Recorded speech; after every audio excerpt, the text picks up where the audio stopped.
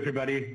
We have all been in this pandemic for quite a while now, and we have been trying to figure out multiple ways in how to improve our customer experience as we are going through challenging times. Today, to talk about customer experience, we probably have one of the best names in the industry. He needs no introduction, but I'll take a try here. So we have Alex Mead with us. Hi, Alex. Thank you for joining us today. Hi, great to have you here. To give a brief introduction about Alex, Alex leads a contact center customer service and operations team, driving the CX innovation, delivering top-class customer experiences, operational efficiencies, customer loyalty.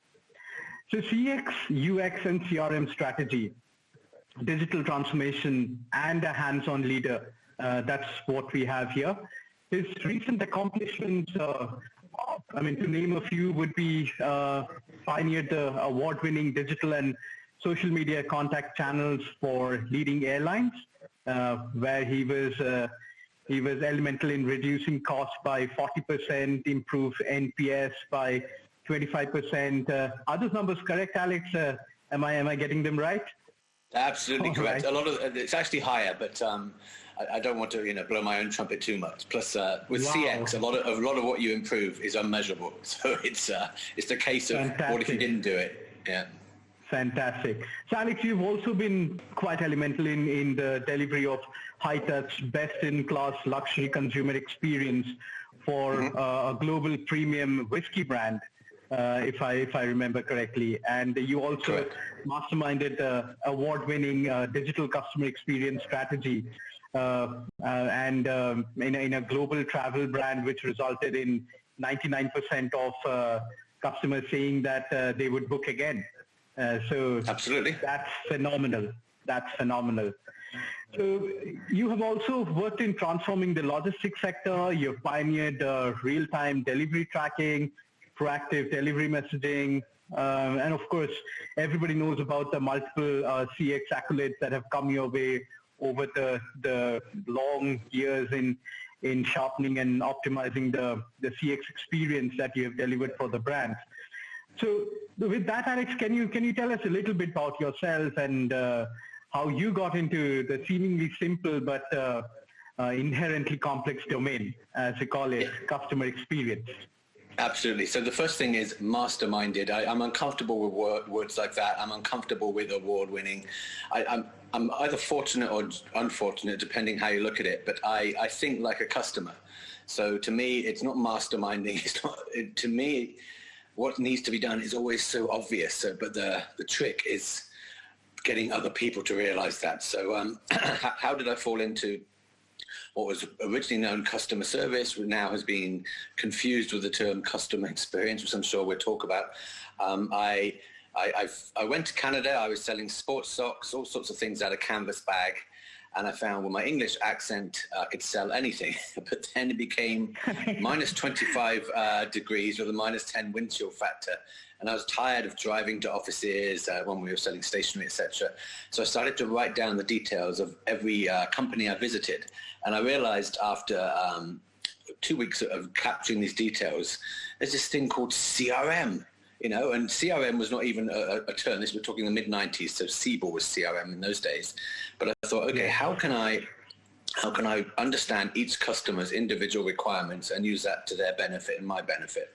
And lo and behold, I created a direct mail, fax, believe it or not. It was really early days of the internet. And we contacted 25,000 business customers, SMEs in Ontario, and we had a sales conversion rate of 82%. Wow, because we were targeted. We knew what they wanted us to talk to them about, how, when, and why. And it was a great experience for me. I thought, I love this customer engagement thing. And my one-year visa ran out. I came back to the UK, and my Royal Air Force father, bless him, very, very rigid upbringing, and you appreciate it when you're older. He said, I've got you an interview tomorrow as a customer service agent. Dad? So there I had been, being this entrepreneurial guy, suddenly with a headset on saying, hello, how can I help you? And it was for a water utility company. And pretty much every call was a complaint. So I realized, okay, do you know what? I actually like talking to angry people, because within 20 seconds, I can turn them around. And the very simple trick would be, God, you're angry. Do you know what? I would be angry too. If I was in your shoes, that's terrible. We've really let you down. Let me try and help you. And suddenly the customer's like, okay, this person's on my side. Wow. And now I won't bore you with my life history, but that's how I fell into customer service. So the strategic side of things, I realized that you've got to be smarter with the way you interact with customers. And then I realized I love this, talking to individual people about their issues, their situations. So that's how I fell into customer service, customer experience. Phenomenal. That's fantastic. So Alex, as we said, right, that this is an inherently complex domain, customer service or customer experience, as we call it. And you bring a wealth of experience in transforming the customer experience for massive brands, and that spreads across multiple sectors, multiple geographies, very high traction customer experience driven brands like the one in travel, aviation, logistics. So what, according to you, sets apart a great customer experience from maybe an okay one? Yeah, to me, it hasn't changed, believe it or not, in the last 15 to 20 years. And what I find is ridiculous is we're getting further away from what customers want, despite all the amazing technology that's available now and all the data. So customers have always only ever wanted four things. They've wanted their interactions. If they have a question or a need, they want it to be easy. I'm finding it getting less and less easy the more the pandemic times are going on, and that excuse ran out a long time ago. So they want it to be easy. They then want it to be personalized. So if you're talking to an organization that should already know you, personalize that interaction. Then they want it to be intuitive. So if I'm waiting for a parcel to be delivered today and I'm contacting the organization, that's going to be pretty much why I'm contacting them. So think about, don't say if you're phoning about a delivery today, press 1. Say if you're contacting us about your delivery today, here's some information we can give you. We assume you're contacting us about the delivery today. And right.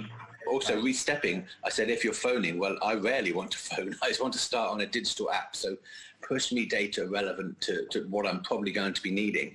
And then the fourth and final element, which is missing more than anything, is contextual. So too many organizations, the biggest, largest ones, they'll force you in a call center queue, a web chat session, an email channel, or even a social media channel. And for some reason, they always think the one waiting longest is the most important to answer first. No, if I'm a mother at an airport with 3 young children and I've just missed my flight, I'm going to have a more urgent need than a businessman who's got a flight in 3 weeks who wants to change his seat from premium economy to business class. So think of the context. So easy, personalized, intuitive, and contextual, which coincidentally stands for EPIC. But that was not, I didn't think, hey, make it EPIC. I came up with the 4 letters, then realized that is EPIC. I remember talking 10 years ago at a conference and explaining these 4 principles to leading executives from the biggest organizations. And I said, who disagrees? Everybody agreed it's the right 4 things. And I said, who thinks their company operates that way? Not a single person put their hand up. And if we think about our interactions, how often can we choose the channel we want? Easy. Whatever channel I want, give me that channel. Personalize it. Don't make me repeat information. Hey, Alex, we can see this is your situation. Be intuitive. We guess you're contacting us about X, Y, or Z. Here's some answers. Right. And then contextual, a real world example. I ordered an Apple Watch for a wedding anniversary last month, and I put in my interactions to Apple and UPS, a terrific story. Hey, that's twice you've said you're going to deliver and the driver didn't come. By the way, nobody came because you're false carding me, but we'll park that. But this, can I point out, this is for a wedding anniversary in 2 days' time. Not a single recognition of me using those words. It was just, okay, well, we'll try and deliver again tomorrow. Not, oh my Lord, this is a customer with an emotional situation. We need to own that situation. Somebody here within Apple or UPS, keep an eye on that particular watch and make sure it gets to that customer, because that's an emotional transaction, not just a transactional transaction. And as a result of that failure, I posted on LinkedIn, and my 30,000 followers, then the millions of second connections all heard about UPS and Apple's disastrous performance. So, EPIC. And it amazes me that make it easy, make me go to a website and app. We nearly always start there and give me such an easy experience. It's getting tougher and tougher, isn't it? Where's the help and support button? You find it. How do I get in touch with someone? And the default is force this customer into a call center queue, make them go through an IVR, make the agent have no information about them. It's getting worse. So, to me, it's got to be a lot simpler. Epic. That's what it needs to be. Understood. Yes, Alex, all of us will have gone through similar experiences. I had a very similar experience with Amazon last year. That was also on one of such high on emotion days when I was stood up by Amazon. So the customer support button is always becoming the hardest button to find in the modern apps today. Absolutely, yeah. So Alex, as you mentioned, right, that this is a journey. This has been an evolution of customer support to customer experience that we have seen over the years. So there are a lot of customer experience thought leaders that we see in the industry today. I mean, you go through your LinkedIn feeds and you have. I've even seen 25-year-olds giving thought leadership content on customer experience. Yeah. And we still see several brands who get it wrong. Why do you think poor customer experience still occurs when there's so much of noise around this? And this has been, the webinar kill that happened during the pandemic period. I think a lot has been spoken about how customer experience is perceived and what needs to be done to provide the best customer experience. Why do you think there is still poor customer experience that's existent? And some of the large brands. You spoke about UPS, Apple. Some of the names we all reckon with. Yeah, absolutely. Well, first of all, when I was 25, I thought I was the world's expert. So I have no problem with 25-year-olds.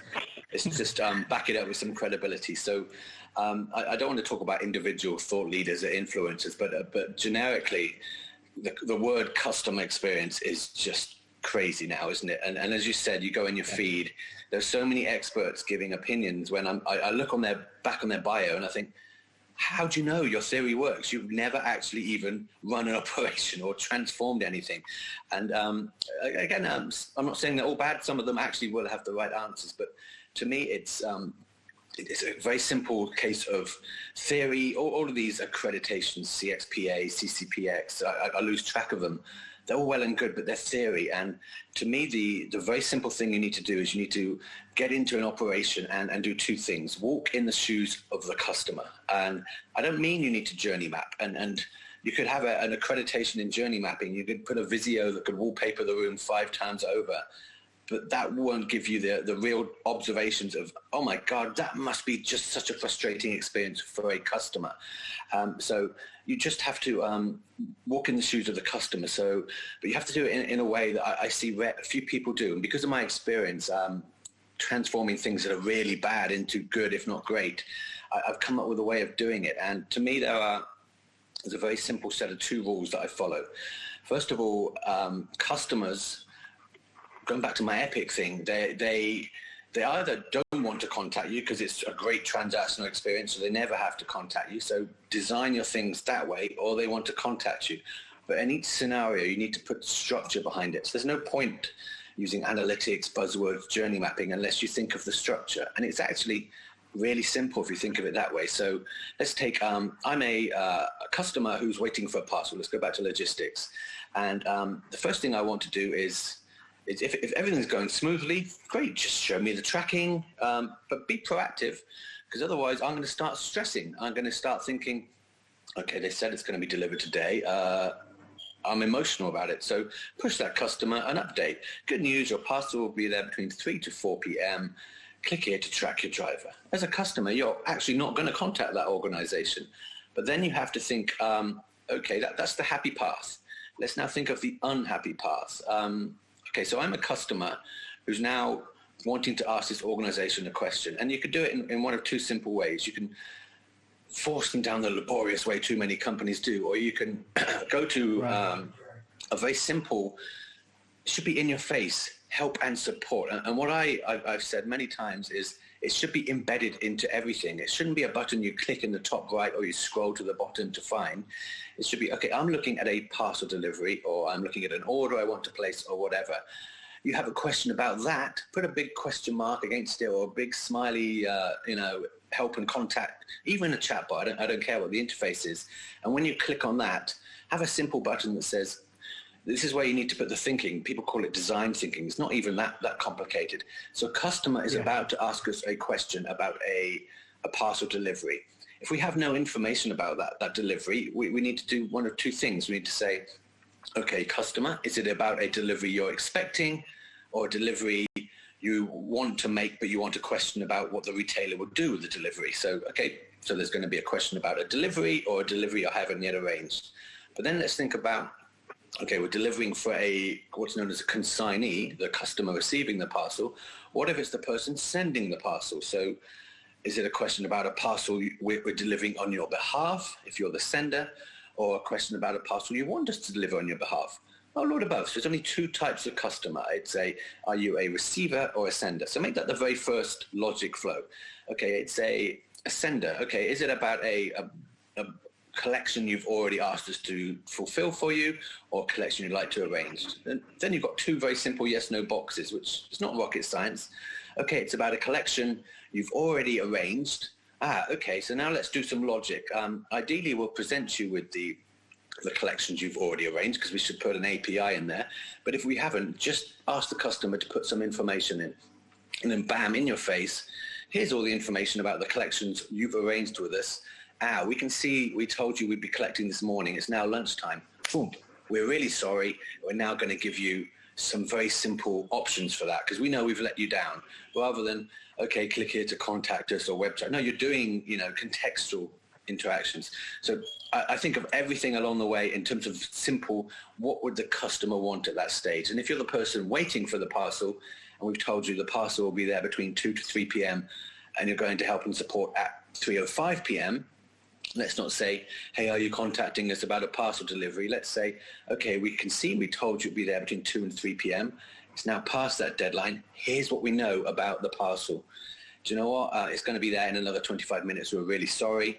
Or actually, we've suddenly realized we don't know anything about the parcel. Oh, damn, there's an issue. So we're now going to bend over backwards to solve that for you, Mr. Customer. So it's completely different thinking to, what all the theory would have in terms of, teach your agents to empathize. Well, empathy is not the issue here. It's thinking about the context. But then the second and most important is that I put myself in the customer's shoes, but then I put myself in the employee's shoes. So I came up with customers need EPIC. Employees need 4 letters. The first letter is T, time. They need to be able to focus on the customer they're talking to. It's not their fault if there's 500 callers in the queue or 600 emails that need to be responded to. Give them the time to focus on the customer that needs their help. Second thing they need is information. So if they're in that situation, they don't have information. I don't know where the parcel is, Mr. Customer. It's stressful for them. It's a bad customer experience. So why don't they have the information? Let's close that loop. The third thing they need is empowerment. There's nothing worse than having the information. Oh, I'm really sorry to see we let you down, Neil. We'll send the parcel again tomorrow. That's not good enough. I've waited in all day. How about, we're really sorry we've let you down. Tomorrow I want to upgrade this to delivery at a location of your choice with a guaranteed hourly window, and we'll upgrade it with a special ribbon on it, So that makes the agent feel good because they have an apology but something to give the customer. And it makes the customer think, okay, they've held their hands up, they've acknowledged they failed, and they're going to do something about it. But then the fourth letter they need is motivation. It's all very well giving them time, information, empowerment. If they're in a sweatshop environment that measures them on calls handled and outcomes rather than, okay, I was able to solve that customer's issue, they're still not going to give a good customer experience. So TIEM, if you change the letter, is time. So we have EPIC and time. Those 8 letters could change the world. So that's what I think I do to answer your question. To me, it's as simple as those 8 letters. And I can't think of any exam, any thought leader who's gone into an operation where there are thousands of contact center agents, there's sometimes millions of unhappy staff, where you've got a journey map, an accreditation certificate that will change that. It won't. You have to, okay, guys, I get there's big issues here. This is how we're going to approach it. And with that foundational framework, you then say, okay, so we're going to have this, you're the receiver, you're the sender, about a parcel you want to send, a parcel you've already sent. Okay, so that we're going to make it easy for customers to ask their questions. So that needs to be our digital front end. That's how we're going to build customer support. But that also needs to be our CRM workflow internally. When a customer clicks that, they raise. And that's how you choose your technology. You don't say, hey, we're putting technology in that's now trying to think of the processes. You do it the other way around. It's quite a long answer, but that's the way my brain works. And it just seems to work. Absolutely. I mean, very interesting methodology, Alex. I learned something very new. I mean, time definitely that I learned today. Fantastic. Alex, the other question that I have, and this is something which keeps coming to me often, is that customer experience, the keyword here is customer. But two things that I wanted to learn from you would be, how much of customer experience is actually customer-centric with some of the major brands that you work with, or what do you do to make it more customer-centric? And since it's customer experience, what is the role of customer in this entire module? Okay, I'll answer the second part of the question first. So to me, the growth of the phrase customer experience has ruined customer service experience. It's confused. And I think there should be no such, you should not be allowed to use the word customer experience. It's the customer experience of what? So, hey, we're going to transform customer experience. It's like, hey, we're going to transform our business. I need more information. So is it the customer experience of their service interaction? So if they have a pre-sale question, a delivery question, a technical support question, that's customer service experience, and that's a massive area in its own. Or do they have a question about the product or the quality of the thing they're buying? That's a brand marketing experience. So we should go back to you have a customer service, even forget the word experience, but customer service leader and a marketing leader. And the very simple line I like to have when I'm working at that level is, okay, marketing person, your job is to bring customers to the door. So do the sexy, amazing marketing. We'll work together to come up with propositions. So, customer service propositions as well as product propositions. You bring them to the door, but when they start to talk to us, my job is to make them come in, sit down, have a cup of coffee and buy things from us. Not a literal cup of coffee, obviously. So what I would do is I will tell you everything those customers say when they're in the chair drinking the coffee and we're trying to sell them products or give them solutions. So if they come to stick with the coffee analogy if you can. So they come to the door and we say, hey, come and take a seat. Oh, there's no seats here. Okay, so we now know we have an issue with customers queuing when they need to ask their questions. So my job as customer service experience director is to make sure they don't have to wait. So if they're queuing, let's give them something in terms of an alternative. So more seats? Well, possibly not. But let's say, hey, Kate, let's do what the actual physical restaurants do. We'll give you this little chip in your hand. Go and have a drink. When it's ready, it'll buzz. So imagine that in a virtual world. So this is an analogy, not a literal coffee world. Okay, so Mr. Customer, we're not going to make you wait at all. We're going to give you two solutions. We're going to allow you to, we'll hold your place in the queue, so the restaurant analogy, and we'll tell you when we're ready. So do you know what? If you're in the phone, you can hang up. If you're in a web chat, give up. We'll message you when we're ready to talk to you, maybe WhatsApp or Messenger. Or we're going to give you the other option, try and serve yourself. So we don't have a seat here, but you know what? If you can help yourself and choose the product without the seat, go ahead. So that's a very simple analogy. So why has customer experience become so confused? Because they're getting confused with, there's the chair, there's the getting to the chair, but also the cup of coffee. Oh my Lord, the cup of coffee. Do we want Nescafe? Do we want another brand? Do they want filter? Forget the coffee. That's the brand and marketing experience. Think of the customer service experience first. And you now have people who are coffee experts who are the customer service experience leaders. So, Lord above, we need people who understand contact centers, digital, social, even face-to-face interaction, who can think, okay, that customer should never have to wait. And then when we first start talking to them, we should know as much as we can about them. So why is customer experience failing? Was it getting worse? It's because they've just lost sight of the fact that customers have very simple needs. First of all, let me make it easy to tell you what I want, or even get what I want myself. And then when I've done that, ask me how it was for me. So the second part, to answer your first question, is companies will measure NPS till the cows come home. And I see the biggest brands, even Apple, Tim Cook's first keynote, I think in September, about the new watches and iPhones. He was talking about customers at the heart of everything with Apple. And I thought, Tim, but I've been waiting 2 weeks for my Apple Watch. I can't have a conversation with anyone. UPS tell me it's your fault. So they're not at the heart of everything at all. Your product experience, sure, customers may be at the heart of everything, but your service experience, they're not. And right. The very simple answer is think of every one of the big 50 companies in the world. How easy is it to send them a WhatsApp message, a messenger message? How easy is it to go to a site and say, hey, can you call me back? Exactly. Not one of them lets you do it. Absolutely. Very clearly defined parameters there, Alex. Wanted to understand, would you say that the parameters, that define customer experience would change in the pre and post-pandemic era?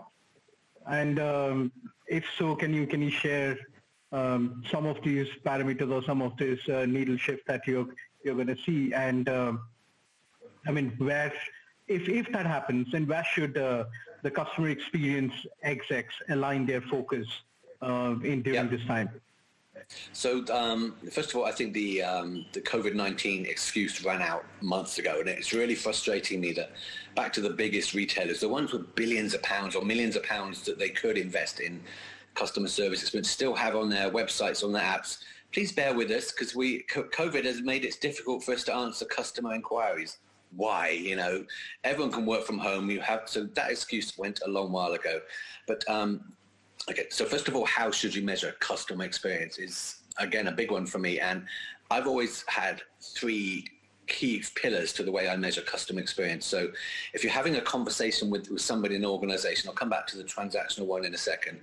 How happy were you with the outcome? That's the first question. If you weren't happy with the outcome, everything's irrelevant. And then the second one is, how happy are you with the way we made you feel?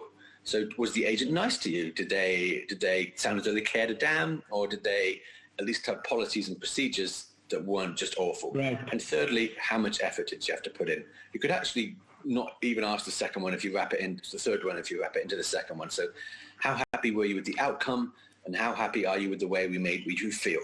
Because if we make you spend 10 minutes to ask a question, someone's unengaged, that's going to be a failure. So those two simple questions, I can't think of a single company that asked me in that way, how happy were you with the outcome and how do we make you feel? But so it's so easy to design a CSAT. Right. But actually the biggest thing is twofold. When should you ask the question? And again, let's go back to logistics, because it's a simple thread. So I've just had a conversation with Neil, who said, oh my Lord, I'm really sorry we didn't deliver the parcel today. I'm going to keep a close eye on it. I'll make sure it gets delivered to you tomorrow. You finish that conversation, and within a minute, how happy are you with the outcome?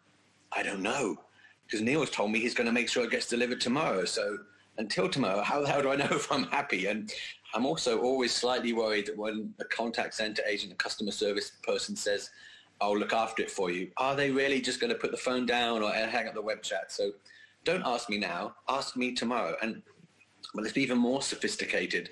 Let's use our CSAT, our CRM, our ERP as one big brain. And tomorrow, let's make sure before we send any CSAT survey, we can say, Neil, we can see we delivered your parcel 24 hours later at 3 p.m. We're really sorry we let you down yesterday. We'd now like to ask you how you feel about the way we dealt with your recovery situation. We wouldn't use those words. Oh, well, that's much better than how happy are you with the outcome? I've no idea. And even worse, the next day being asked, how happy are you with the outcome? Well, you didn't deliver it again. You've now screwed me twice, because the CSAT is rarely integrated to the CRM, the ERP. It needs to be contextual and asked at the right time. And then the third and final component of that is, whatever feedback I give you, treat it as if it's a complaint if I've said I'm unhappy, or a commendation if I've said I'm happy. And if it's in the middle, keep an eye on it, basically. So if I've said, okay, 1 out of 10, your agent was really rude to me, 0 out of 10, you didn't resolve my issue, don't just say thanks for your feedback, very important. Find out what the agent said to the customer. Was it their fault or not? But also, why was that customer really unhappy? Let's first of all acknowledge it. Don't just say thank you for your feedback. Say, oh my Lord, we're really sorry. You're clearly still very unhappy. This is what we've looked into. This is what we can see you're unhappy because X, Y, and Z, or we want to understand how we can recover this relationship. And again, when you talk, which company does it that way? All these ideas I have, I can't think of an organization that does it. So ask the feedback at the right time and ask it about the right things. Great. Yeah, I do recall about a couple of years back, I'd done a booking on Expedia, and Expedia sent me a CSAT survey the moment I checked in.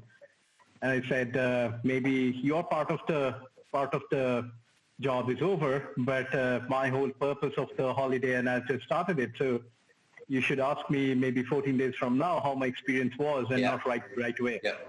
Yeah. So timing, of course, is very, very critical. I understand. And how do you? Just on that. One other thing I like to do is allow the customer to give the feedback when they want to. So to me, every customer who is part of a company, so they're on their database, they've transacted with them, should have a portal. You think Amazon, Apple, pretty much we all have our own sign in here. When you signed in there, you should be able to give the feedback whenever you want to. So show the customer all their transactions, all their interactions. Want to give us feedback? Yeah, I want to say, I'm happy with that, or I'm unhappy with that. Click, blam. Don't wait to be surveyed. Let the customer give the feedback whenever they want. And again, that's not something I see very often, if ever at all. Right. Absolutely. And as we all know that artificial intelligence has taken the world by storm, how do you think AI will play a role in transforming the existing CX process that is there, or is there any evolution in the parameters or the methodology that you see coming up with the introduction of AI in the CX domain? Absolutely. To me, AI is the future without doubt. So let's not say AI is a busted flush, forget it.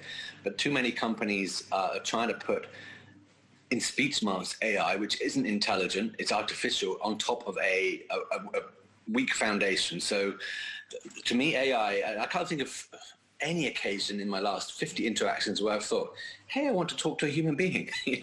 If I can help myself or have a company help me without talking, I'm happy as Larry. So you don't necessarily, and a lot of the thought leader thinking still says, hey, people like to talk to a human being when they're emotional. No, do you know what? I'd actually rather never talk to a human being ever again if I could avoid it. And don't worry, contact center agents of the world, there'll still be plenty for you all to do. I'm not saying robots will take over the world, but so the way AI should work is, if you think about the simple transactional things, so let's stick with the thread again. I want to know where my parcel is. So you sent me some information to say it's going to be delivered today. You said it'd be here by 3 p.m. It's now 4 p.m. I've gone to a website or app. If you think about it, and it gives you a phone number, an email, or social, you start to have you want to ask the question, hey, can someone tell me where my parcel is? Pretty much what will happen is you'll end up talking to an agent. What will the agent do? They'll interrogate the systems. They'll maybe make a call to the driver. They will then, and the driver will give an answer. Call to a driver is very rare, obviously, but some companies do that. So what is the agent doing there? They're following some data input, they're getting information, and they're relaying it back to the customer. Right. So make the AI do that, So first of all, the front end shouldn't be a sexy chatbot called Ask Veronica. It should be, let's be a bit more serious about this. And I think there's a lot of damage being done with chatbot, bad UI, making them look cool rather than making them look sophisticated, intelligent. So it doesn't need to be a robot with a headset. I'll make it a structured digital interface. Okay, I now have a question about that parcel. So I go to this website app, and as I said, help and support is embedded within the thing I'm looking at. So that parcel, I want an update. You press a button, request an update. That's when AI can say, okay, Alex, we're really sorry. We can see we said we would deliver to you. We can see there was an issue. Give me a nanosecond, because I'm a robot rather than a human being, so I can hopefully do this really quickly to see what I know. And if what I know is, we're actually going to be 2 hours late, but it will be with you today, relax, AI can give that answer, and the customer can go, okay. But if the AI says, do you know what, I have no information about where the parcel is either, I'm now going to have to hand that over to a human being to find out, that's just as good. So the AI either fixes the stuff it can do by being much more by linking to the CRM, the ERP. It shouldn't just be a superficial front end, or it does the heavy lifting and then says, right, this is a process where someone's probably going to need to phone the depot or the driver. So the AI is going to hand that over to a human being. But in both scenarios, the customer gets given a response. Okay, here's the answer. We're really sorry. And do you know what? We're going to allow you to track the driver now by clicking this link. Or we realize there's an issue with this. Leave it with us. And then the leave it with us is where AI needs to be plugged into CX, in effect, to have a culture where people are empowered to keep an eye on that and get back to the customer. So but AI is the front end, and it should also be the stuff that can answer 50, 60, 70% of conversations, growing every day, because quite simply it learns what are the questions we couldn't answer. Let's close loop that every day and see why we couldn't answer it, and the more we can do. But the human beings will always be the concierge style service on top of that. So yeah, to me it's a no-brainer for the future. Understood. No, absolutely. And Alex, some of the large enterprises where we've seen the adoption of AI in CX has happened that we have worked with or we have experienced, we have seen they bringing the AI component or the AI element at the heart of their enterprise automation strategy, linking all the system of records, all the applications, enterprise applications, which are the system of records, linking them with the AI technology that they've adopted, and trying to bring in a 360-degree automation in order to deliver that superior CX strategy that you just spoke about. If I recall, you have been pretty vocal about sales self-service gone wrong. Mm-hmm. Do you think automation and conversational AI could be part of the solution? Without doubt. And actually, everything I've spoken about is kind of the way I was thinking 5-10 years ago, the structured. But if you think about it in a modern millennial and all the youth of today coming through, they don't even want to go to a website. They want to send a WhatsApp or a messenger. They just want to type words. Yeah. So, hey, dude, where's my parcel? That's what they want to write. They don't even want to say, it's this parcel consignment number. But if they're doing that on a social platform, or even if you take them to a digital platform, that's fine. They won't mind that if it's built the right way. They just want to write, hey, where's my parcel? That's when all the logic, the data needs to kick in. The AI, which needs to be part of the analytics, the big data, says, okay, we know who this customer is because we know their social media handle, or we know that they've just authenticated, they signed in. We know who that customer is. They've just said, hey, dude, where's my parcel?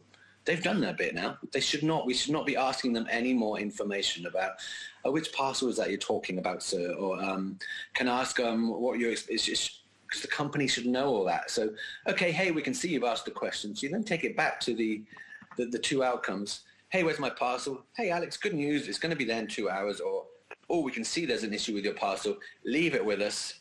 You can get on with your day, but we're going to now look at the context. Back to the epic, which hasn't changed. Easy, yeah, you've just written, hey, dude, where's my parcel? Now we're going to make it in contextual.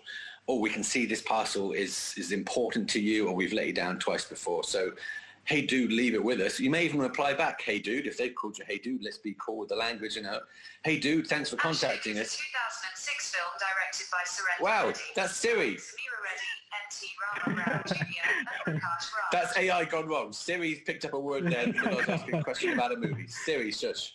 So isn't that crazy? But but make it easy for the customer to ask the question. And that is the future of customer service, customer experience. As people who are getting far too old for even theorizing about this stuff, people are going to want to go to a digital platform on a small device this big and type, hey, where's my parcel? Or, hey, I want to order these socks. When will they be with me? So they just want to write these keywords. And I've seen WeChat in China, which has gone crazy with QR codes. It's got to be even easier. Right. So the stuff I've mentioned about, is it about sending a parcel receipt? They don't even want to write that. They just want to say, hey, when are you collecting my delivery? Or when's it going to be here? That's the language they want to use. So AI has to be more than artificial. It has to be structured intelligence. And even the word artificial intelligence, is it artificial? No, it's actually, it's programmed intelligence, isn't it? It takes an input and based on what we're saying, it has a bunch of yes/no questions. So it's not even artificial anymore. It just needs to be structured intelligence. Fantastic. Thank you, Alex. That explains a lot, and that gives us a lot of understanding in terms of how this technology like conversational AI and the introduction of AI as a whole in the CX domain is a game changer. And finally, we know that you have designed some great self-service features throughout your career. what would you say, probably as a parting thought, as the key things to watch out for when designing the self-service element in your CX portfolio? Okay, two things. First of all, the self-service is going to be one of two types of self-service. I want to do something, I want to transact, I want to change something, or I want to ask a question about something. So treat them both separately, but treat them both in the same way. So, okay, I want to do something, and the world of airlines, a lot above. So you want to change your flight date or your seat or your travel class. It's so rare you can do that online directly. It nearly always forces you to talk to somebody. Well, why? So if you can't allow the customer to do the transaction, that's fine. Well, it's not fine, but that's the way it is, and I understand the reason. Just allow them to say, okay, I want to know about how I changed my seat, my travel date. Let me just send you a message. Blam, message sent. So again, I've done my bit. And honestly, this epic thing, you cut me in half. I'm sure it'd say epic on my spine, because to me, it applies to everything. So I'm forever sitting in call center queues, web chat sessions, when, okay, just let me say to you, hey, I want to change my flight in 2 weeks from the 3rd of December to the 5th of December. What are the options? Blam, just let me do that. So why do you force all this amazing technology that's arrived? Why are you giving me this phone, social media, web chat, chatbot? Let me just send you the message. And if you're too busy to answer my question straight away, use the intuition and the context. So, hey, this is Alex. This is what we know about Alex. He's high value customer or low value. He's an influencer or non-influencer. Right. The flight he's asking about is worth £50 or £5,000. But we know all that by putting every channel into a CRM system. And the CRM system needs to be the brain for everything. Everything needs to flow through a CRM system. So don't build a digital solution, a chatbot, an AI, a social media, a telephony channel, any digital channel without thinking it's got to go through this thing called a CRM system. And the purpose of the CRM system isn't marketing, which again has got confused, is to make sure every customer is known about it. We know everything about every customer's interaction with us, and we can make it epic. So don't do superficial things without this, first of all, having what is our CRM strategy, because everything needs to go into this brain. And that's the advice. And you can put chatbots on front of things, but they're just going to make things worse. So don't start putting the roof garden until you've got the foundations in place. Absolutely. Thanks, Alex. That was lovely talking to you. Thanks for sharing all those wonderful insights. We definitely learned a lot. Thank you for your time, Alex. And you're welcome. We look forward to hearing more from you in your feeds that you do, and looking forward to more insights and learning from you very soon. Thank you, Alex. Cheers, Neil. It's a pleasure. Take care. Bye-bye.